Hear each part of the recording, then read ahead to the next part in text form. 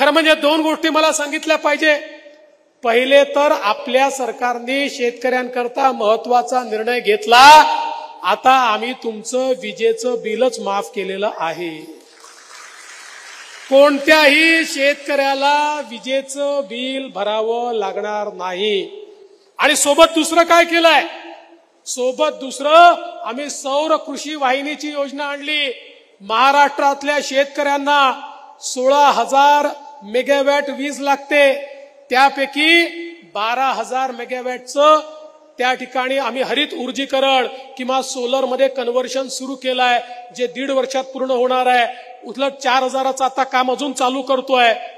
2 वर्षानंतर शेतकऱ्यांच्या शेतात जाणारा विजेचा युनिट हा सोलरचा असणार आहे. त्यामुळे शेतकऱ्यांना 365 दिवस दिवसा वीज आम्ही देऊ.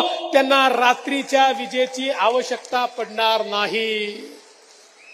म्हणजे विजेचं बिलही नाही आणि 24 तास तुम्हाला वीज त्या ठिकाणी देण्याचं काम आपलं महायुतीचं सरकार या ठिकाणी करताय.